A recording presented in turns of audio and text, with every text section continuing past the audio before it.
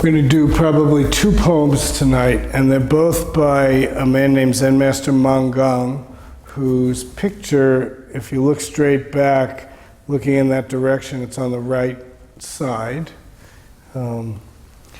He lived in the early 1900s, died in 1945, I believe, so was probably born in the late 1800s. He's an important figure in our tradition. He's credited with having a great deal to do with standing up to the Japanese when the Japanese were occupying Korea, and at that time wanting to change Korean Buddhism to look a lot like Japanese Buddhism. And the story goes, he said no at the end of a barrel of a gun. And they didn't kill him, and Korean Buddhism survived. That's probably a very simplistic story. I'm sure it's way more complicated than that. Well, let's not get too complicated here. This is a poem for Buddha's birthday by Zen Master Bon Soeng. Very tired, so the dream is very complicated. This morning a bird gave a Dharma speech to me. Today is Tiger Year's Buddha's birthday. 100 grasses understand themselves, yellow and red. These 4-line poems are pretty traditional in Korean Buddhism for sure. It's a very human poem. He's tired that morning. And we all know what it's like when we're tired. Our minds get complicated. The important thing to remember when you think of Zen practice is that we say very simply, mind makes everything. How we keep our mind is the way we find our life. Each one of us has a particular way that our minds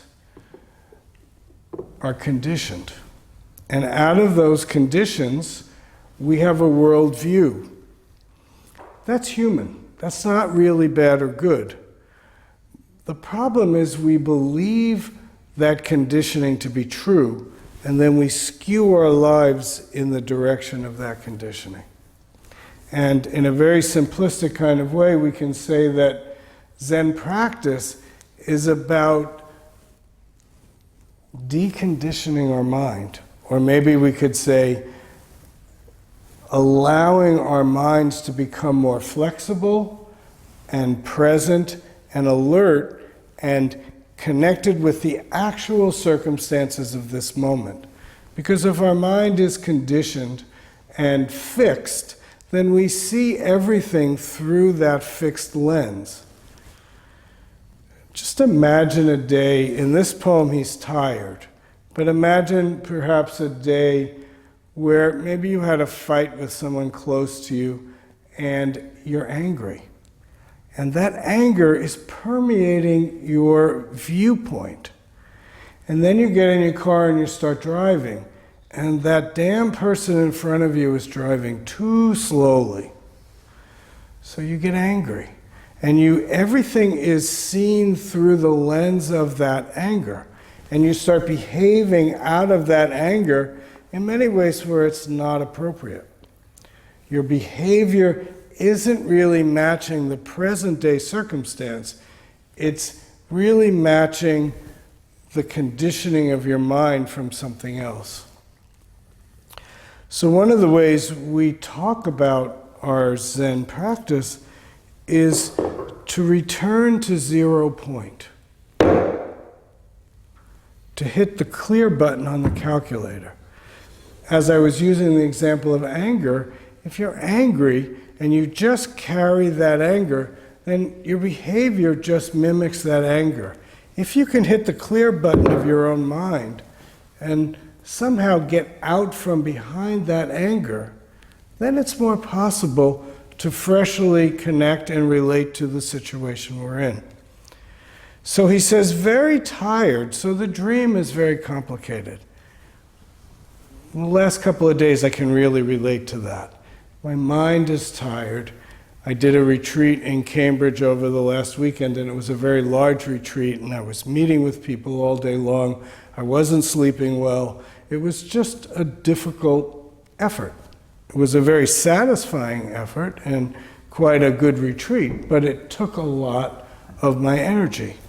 So I came back Monday night, and Tuesday I jumped back into work. And my work is meeting with people and being present and not staying lost in the past condition. My job is to hit the clear button of my own mind moment to moment to moment.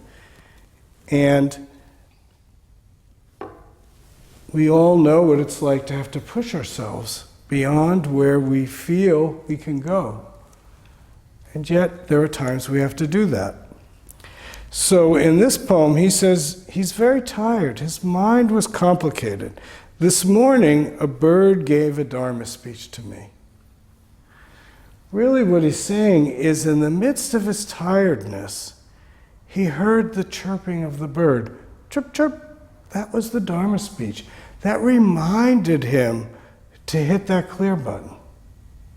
That reminded him to return to zero. And when his mind returned to zero, the next line says, "Today is Tiger Year's Buddha's birthday."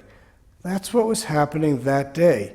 This poem was written in commemoration of Buddha's birthday in Tiger's Year.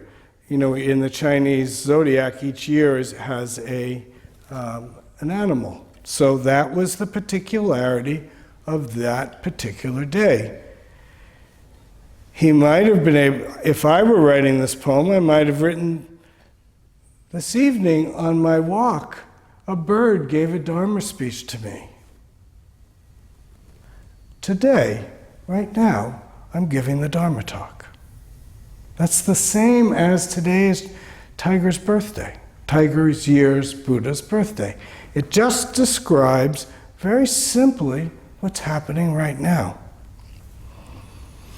And then he stays in this mode of truth where he says, 100 grasses understand themselves, yellow and red. We here in the West, we think of grasses as green. But if you walk in the hills, you'll notice that there's more than one color to grasses. There's green, there's yellow, right now there's a lot of brown. Just like this is the truth. If we can hit that reset and return to 0 point, whatever we see, hear, smell, taste, touch, and think, everything is truth because it's not skewed by the creation of our conditioned mind. Zen Master Bon Soeng writes in his commentary, he said, "Put it all down. What do you see now? What do you hear now?" That's talking about the same thing in a different way. Hit that clear button. Return to zero. Truth is right in front of you. We see it all the time, but we don't perceive it because we're lost in our dream world. The Buddha's enlightenment was about waking up out of the dream. And that possibility is present for all of us. One more poem. And just as introduction, for the students in Cambridge who are involved in koan or kungan practice, this is the one that I used. So I got a lot of interesting responses from this poem. So this poem is called Prajna Ship. Everything is impermanent, but there is truth. You and I are not two, not one. Only your stupid thinking is non-stop, already alive in the Prajna ship. And just so you know, Prajna means wisdom. Deep, clear wisdom. Everything is impermanent. This points to a very fundamental Buddhist teaching.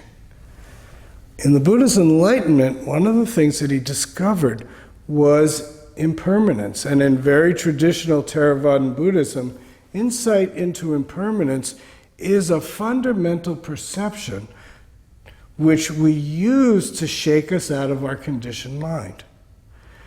The world is always changing. We tend to think of the world or try to arrange the world into permanence. And one of the things I did last week was I visited my mother in Florida. And my mother lives in a community where there are a lot of older people. And she says it seems like every month there's another funeral, or there's another person who is having to go off to a home, or another person who's struggling with dementia. And when you get to be in your 80s and 90s, you start to see that all around you. When we're younger, we like to forget about that. We kind of ignore it. Impermanence actually is quite frightening to us. And yet, it's true, not just for our bodies, but also our situations. And when the Buddha talked about suffering, he said we suffer because either we don't have what we want, or we have what we want but we're afraid to lose it. We're afraid somehow it's going to be taken away from us. There's something quite refreshing when we realize impermanence, because that means that the situation will change if you give it enough time. And I know my own personal experience, and I know all the hundreds of people that I work with over the course of a year, we often feel trapped in situations. We find ourselves in situations that we don't like, and we don't know what to do about them. Once we can start investigating the world through the lens of impermanence, we start to see that things are changing all the time, and that the permanence we give them is an artificial story. And the more we can find comfort in impermanence, the more easy it is to be present and alive in the particular situation that we're in. So he says, everything is impermanent, but there is truth. In this sense, truth means, it goes back to what I was talking about 5 minutes ago, about hitting the reset button, hitting the clear button, and perceiving this moment. So while things are always changing, in this very moment, there is truth. In this very moment, I'm speaking, you're listening. Give it another 10 or 15 minutes, that's going to shift around. But right now, that's the way reality is set up. And if we can live within the changing flow of our lives, we can actually be present in the reality of this moment. Then he says, you and I are not two, not one. This line is meant to put a little doubt in your mind. What is he talking about? Usually we think, I am over here, you are over there. 1 and 2. But he's already telling you that your concepts are not the way things really are. So we use a question to open our minds. What does this mean? Not two, not one. And actually, in an interview, in a Kangan interview, I actually ask, you and I are not two, not one. What does that mean? If we're not two, not one, what are we? A little bit of doubt appears, a little bit of curiosity, a little bit of confusion even. And we use that doubt, that confusion, that wonder to investigate things, to, in a sense, break through, to use it to help us break through the conditioning. And then probably my favorite line in this whole book comes next. Only your stupid thinking is nonstop. We all know what that means. We all, especially if you've done any turning inward and looking at your own mind, you hear this incessant chatter. Or for those of us who think in pictures, this incessant, like this movie that never stops. That inner dialogue, that inner process serves as our counterweight to impermanence. It's the way we're trying to fix things and trying to have a sense of what's true in our lives.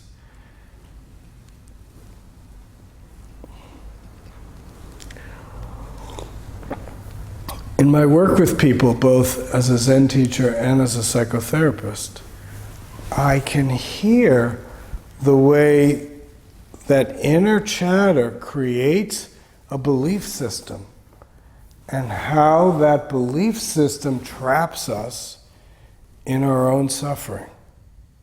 We have ideas and beliefs how things are that when we start to investigate them, we find they're not exactly the way that we think they are. But that continual thought-feeling process serves as like a coagulant to keep things stuck in a particular way. He finishes the poem, already alive in the Prajna ship. This is the point of Buddha's enlightenment. Already we're alive with wisdom. Already, it can often feel, when we feel ourselves trapped in this dream of our own reality, it feels like our true nature or the sense of what's real is so far away. But what the Buddha discovered is that it's right here, right now. Already alive, already clear, already full of wisdom. And our job in life is to manifest that. This is the place where Buddhist practice turns into spontaneous aliveness. To be able to let go of our self-centered dream state and actually find ourselves in the middle of the moment that we're in, and to with clarity, with some wisdom, with some love and compassion, to connect. We have a motto in our school, and the motto is, how may I help you? How do I orient my life with curiosity and interest to listen enough to what's needed in the moment to respond in a way that's not just self-centered and selfish for myself, but that can add to everybody's existence. My teacher, Zen Master Bon Soeng, used to say, for me, suffering appears. For all beings, no suffering. If we can have a sense of the reality of how our self-centered mind, body, feeling, thought construct constrains us and traps us, we can step out from behind that. And like I said, we're alive. With wisdom, love, and compassion, we meet the world.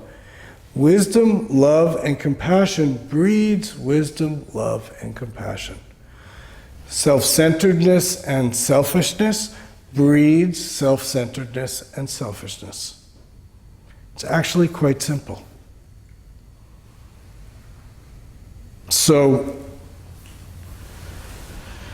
just for a moment, returning to the basic forms of our practice, Tonight we did what we call meditation or sitting Zen. We did chanting, we did walking. If you're here in the early morning, we do bowing. We're having a Dharma talk right now. We do interviews where one-on-one we investigate our life process and work to perceiving our nature and helping this world. These very simple forms give us the possibility of transformation. In some sense, we say the transformation happens in a flash. Boom. And then we spend our lives working with it. We're constantly face to face with both the trap of our own self-centeredness and the possibility of connecting with this world and, as the poem says, already being alive in this Prajna ship. Prajna ship is our whole life. Can we meet the moment, not get lost in our sleepiness and the complicatedness of our thinking because of our exhaustion, but step out from behind it and meet the moment that we have to meet? That's the Zen way. The Zen way is, in a sense, it's the effort of being present. It's not always easy. Sometimes it's very clear and simple. Other times it's complicated. But we make the effort to step forward and connect and respond.